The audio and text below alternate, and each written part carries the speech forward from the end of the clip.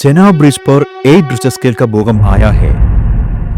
ऐसे में पैसेंजर को लग सकता है कि जल्दी कोई बड़ा नुकसान हो सकता है, लेकिन इस ब्रिज की एडवांस इंजीनियरिंग के बदौलत इसका सुपर स्ट्रक्चर पूरी तरह आइसोलेटेड रहेगा। दुनिया के सबसे ऊंचे रेल ब्रिज में रेल डेक और उसका सबस्ट्रक्चर को स्फेरिकल बेयरिंग के जरिए अलग किया गया है। इन बेयरिंग्स का निचला हिस्सा जमीन के मूवमेंट के साथ मूव करता है, लेकिन एयर मोशन ऊपरी हिस्से तक ट्रांसफर नहीं होता। रेल डेक को आइसोलेट करने के लिए चेनाब ब्रिज में एक्सपांशन जॉइंट्स का भी इस्तेमाल किया गया है। एक्सपांशन जॉइंट्स का काम करने का तरीका देखने लायक होता है। बॉक्स शेप रबर स्ट्रक्चर की मूवमेंट इसकी फंक्शनिंग को संभव बनाता है। यह समझने के लिए कि यह ब्रिज साइस्मिक जोन 5 में भी कैसे सुरक्षित है, आइए इसकी फाउंडेशन का क्रॉस सेक्शन करते हैं। यह आप बहुत सारी इंटरेस्टिंग चीजें देख सकते हैं। पहाड़ का शेप कंस्ट्रक्शन शुरू होने से पहले ऐसा था, एक इरेगुलर स्लोपी पहाड़।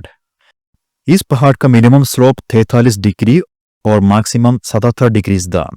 इंजीनियर्स का पहला काम इन पहाड़ों को काटकर एक ऐसा शेप बनाना था जो कंस्ट्रक्शन के लिए सूटेबल हो। इन पहाड़ों की रॉक्स बहुत मजबूत नहीं है। यह डोलोमाइट नामक मटेरियल से बनी थी, जो एक मजबूत फाउंडेशन बनाने के लिए सूटेबल नहीं है। शुरुआत में शेप करेक्शन के लिए एक्सकेवेटर का इस्तेमाल किया गया और इसके बाद एक टेक्निक अपनाई गई जिसे प्री स्प्लिटिंग कहते हैं। प्री स्प्लिटिंग में कई छोटे छोटे एक्सप्लोसिव को पास पास रखा जाता है, उन्हें आपस में कनेक्ट किया जाता है और फिर एक्सपोर्ट किया जाता है। लेकिन प्री स्प्लिटिंग का इस्तेमाल करके रॉक के केवल जरूरी हिस्सों को तोड़ने पर बेहतर कंट्रोल मिलता है। अब ये पहाड़ ज्यादा साफ दिख रहे हैं, लेकिन इन्हें स्टेबल कैसे बनाया जाए? इंजीनियर्स ने स्लोप को स्टेबलाइज करने के लिए 3 मेथड्स का इस्तेमाल किया: ग्राउटिंग, एंकर ब्लॉक का इस्तेमाल और shotcrete. The Himalayas are young mountains. इस रीजन के रॉक के अंदर बहुत सारे छोटे छोटे क्रैक्स होते हैं। ग्राउटिंग टेक्निक में इन वॉइड्स में सीमेंट इंजेक्ट किया जाता है। सीमेंट एक ग्लू की तरफ काम करता है और रॉक को मजबूत बना देता है। आपने चेनाब ब्रिज की कंस्ट्रक्शन की तस्वीरों में कई अजीब से दिखने वाले ब्लॉक्स देखे होंगे। यह स्लोप स्टेबलाइजेशन की एक स्मार्ट टेक्निक है जिसे एंकर ब्लॉक स्टेबलाइजेशन कहते हैं। इस मेथड में वर्कर स्लोप पर होल्स बनाता है, उसके बाद वे उसमें एक स्पेशल रोड इंसर्ट करते हैं जिसमें कई टेंडेंस होता है। इस प्रोजेक्ट में डिवडाक टाई रोड्स का यूज किया गया। अब बारी आती है ग्राउटिंग की। जब ग्राउट पूरी तरह से हार्डन हो जाता है तो रोड पर एक ब्लॉक रखा जाता है। अब पावरफुल हाइड्रोलिक जैक का इस्तेमाल होता है। हाइड्रोलिक जैक स्टील टेंडन को खींचता है और एक्सट्रीम टेंशन में रखता है। इसके बाद वेड्ज अरेंजमेंट का इस्तेमाल करके स्टील टेंडन को टेंशन में रखा जाता है, भले भी हाइड्रोलिक जैक हटा दिया गया। अब क्या आप अनुमान लगा सकता है कि कंक्रीट ब्लॉक द्वारा प्रोड्यूस किया फोर्स का नेचर? टेंशन में रखा गया स्टील टेंडन अपनी लंबाई कम करना चाहता है, लेकिन ब्लॉक उसे ऐसा करना नहीं देता। इसका मतलब यह है कि कंक्रीट ब्लॉक स्लोप को अंदर तरफ प्रेस करेगा। एक कंप्रेसिव फोर्स स्लोप का स्टेबिलिटी को बहुत ज्यादा बढ़ा देता है। उनकी अगली टेक्निक है शॉटक्रीटिंग। इस स्पेशल मशीन का यूज करके कंक्रीट को पहाड़ के रॉक्स पर स्प्रे किया जाता है। यह टेक्निक पहाड़ को स्टेबिलिटी को और बढ़ा देती है। अब यह पहाड़ भारी स्टील मटेरियल को सपोर्ट करने के लिए तैयार है। इसके बाद वे कंक्रीट फाउंडेशन का तैयार करते हैं ताकि ब्रिज के स्टील पियर्स उस पर खड़े किए जा सके। स्टील पियर्स को एक आसान तरीके से खड़ा किया जाता है, लेकिन आर्च को कैसे खड़ा किया जाए? दुनिया में कोई भी क्रेन एक काम पूरा नहीं कर सकती। इसलिए इंजीनियर्स ने पहले दुनिया का सबसे लंबा केबल क्रेन टावर बनाया, जिसकी स्पैन 915 मीटर से। एक केबल क्रेन 35 टन तक वेट को उड़ाने का क्षमता रखती है। ब्रिज के लिए जरूरी सभी स्ट्रक्चर एलिमेंट्स को इन्हीं केबल के जरिए ट्रांसपोर्ट किया गया। ये आर्च सेगमेंट 10 से 12 मीटर लंबे बॉक्स सेक्शन से बना होता है। आर्च के अलग अलग एलिमेंट्स को मुख्य रूप से नट्स और बोल्ट का यूज करके जोड़ा गया। इस काम के लिए 6 लाख से ज्यादा नट्स और बोल्ट्स का इस्तेमाल हो गया। आर्च का कंस्ट्रक्शन स्टेप बाय स्टेप तरीके से आगे बढ़ा। इन सभी प्रोसेस के दौरान आप देख सकते हैं कि स्टील पियर से आर्चेस के दोनों हिस्सों को सपोर्ट करने के लिए केबल स्टेज का इस्तेमाल किया गया। बिना इन केबल्स के आप अंदाजा लगा सकते हैं कि आर्चेस को क्या होगा, वे अपने वेट के कारण गिर जाएगी। एक और भी इंटरेस्टिंग बात यह है कि पहला मेन पियर पर लगने वाला फोर्स को बैलेंस करने के लिए केबल स्टेज को ऑपोजिट डायरेक्शन में नाइबरिंग पियर से कनेक्ट किया गया। इन स्टेक केबल के बिना मेन पियर्स अंदर की तरह मुड़ जाते। अब आता है सबसे महत्वपूर्ण दिन, आर्च इरेक्शन का पूरा होने का।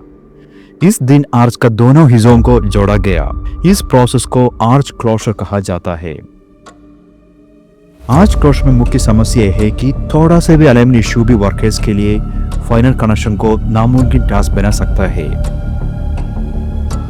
भले ही अलाइनमेंट परफेक्ट हो, हेवी विंड असेंबली के काम को मुश्किल काम बना देती है। इसलिए स्ट्रक्चरल एलिमेंट इंस्टॉलेशन से पहले सबसे पहला काम है कि दोनों हाफ्स को परफेक्टली अलाइन करना और उनके बीच में टेम्पररी कनेक्शन भी चाहिए। इसलिए एक स्पेशल हाइड्रोलिक जैक यूज किया गया था। जैक के ग्रीन मेंबर को एडजस्ट करके आर्चेस के बीच की हॉरिजॉन्टल दूरी को एडजस्ट किया जा सकता है। आप देख सकते हैं फिलहाल आर्च ब्रिज में सिर्फ 6 मेंबर्स ही मिसिंग है। येलो पोर्शन वर्टिकल दूरी को एडजस्ट करने में मदद करता है। जब एक काम पूरा हो जाता है तो बॉटम कोड को फिट कर दिया जाता है। उसके बाद जाके ग्रीन मेंबर का फोर्स रिलीज किया जाता है और कुछ और एलिमेंट्स इंस्टॉल किया जाता है। अब नेक्स्ट जैक इंट्रोड्यूस किया जाता है। जब तक टॉप कोड में परफेक्ट गैप अचीव नहीं हो जाता, इस जैक को एडजस्ट किया जाता है।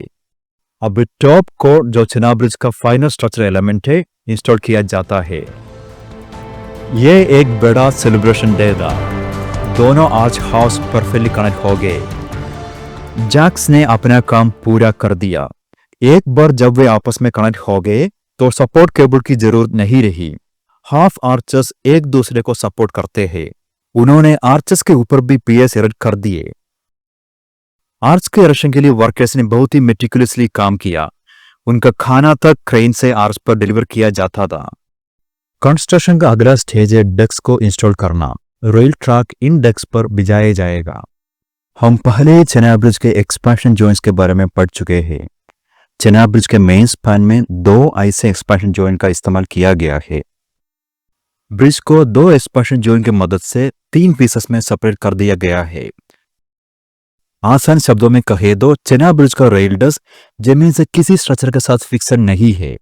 यह सिर्फ इन बेयरिंग्स पर फ्लोट कर रहा है।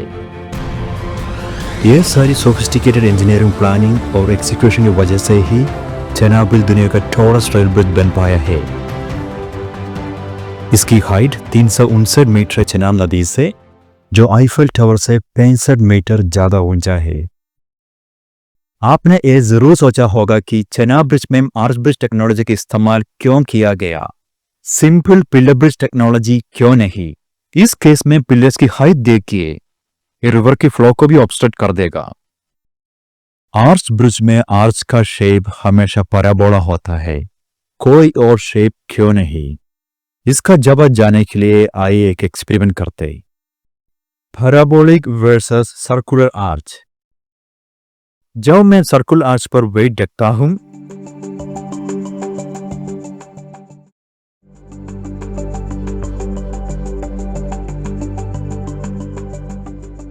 अब वही वेट पैराबोलिक आर्च पर रखते हैं।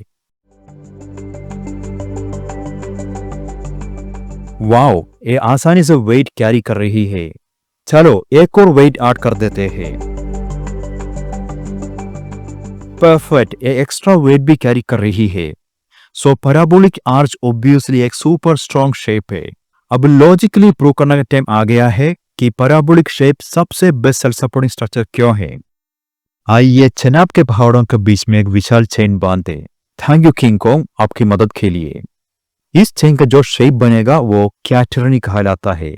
हालांकि आसान करने के लिए हम इस शेप को पैराबोला के रूप में अप्रोक्सीमेट कर सकते हैं। भले ही आप इसे किसी और शेप में होल्ड करने के लिए कोशिश करें, ये वहां नहीं रुकेगी। एक चेन केवल नॉर्मल टेंशन फोर्स को सपोर्ट कर सकती है। अब आता है ट्रिकी पार्ट। आइए इस पैराबोलिक चेन को सोल्डिफाई करते हैं। अभी ग्रेविटेशन फोर्स की डायरेक्शन को फ्लिप करते।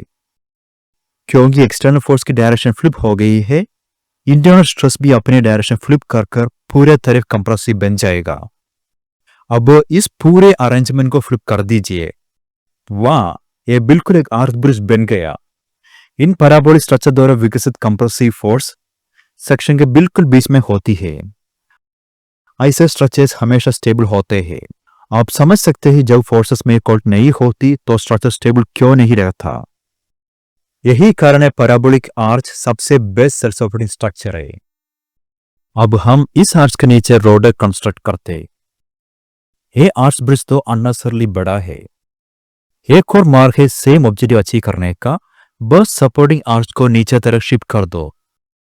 इधर भी आर्च पर आने वाला फोर्स सेम ही है।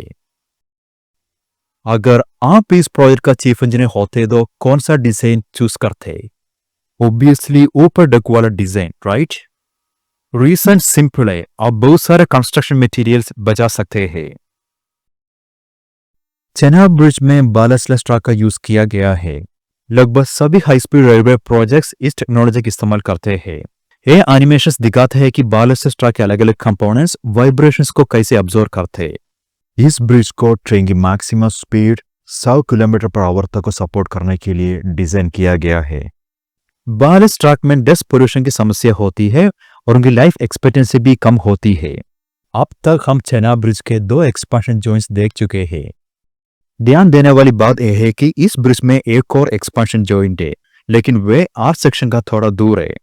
इन शॉर्ट, ये 3 एक्सपेंशन जॉइंट्स मिलकर ब्रिज को 4 पीसेस में अलग कर देते हैं। चेनाब ब्रिज को रिडेंडेंसी के लिए भी डिजाइन किया गया है। इसका मतलब यह है कि अगर ब्रिज से एक पियर डैमेज हो जाए तो भी ब्रिज स्टेबल रहेगा। ट्रेन अभी भी ब्रिज को क्रॉस कर सकेगी, लेकिन maximum speed 30 kilometre per hour तक ही होगी। चेनाब ब्रिज कश्मीर वैली को बाकी भारत से पहली बार रेलिंग के जरिए जोड़ रहा है। ऊंचे पहाड़, कमजोर rocks, inaccessible terrain, heavy wind और earthquake prone area. Chenab bridge project ने इन सब हर्डल्स को पार कर दुनिया का सबसे टॉलेस्ट रेल ब्रिज बनकर दिखाया। Hats off to the engineers behind this project for their brilliant design and meticulous execution. जाने से पहले कृपया मेरा चैनल सब्सक्राइब कर लीजिए और हमारे पेट्रियन पे जाकर इस चैनल को सपोर्ट किया था, वो भी बहुत बढ़िया होगा। Thank you, take care, bye bye.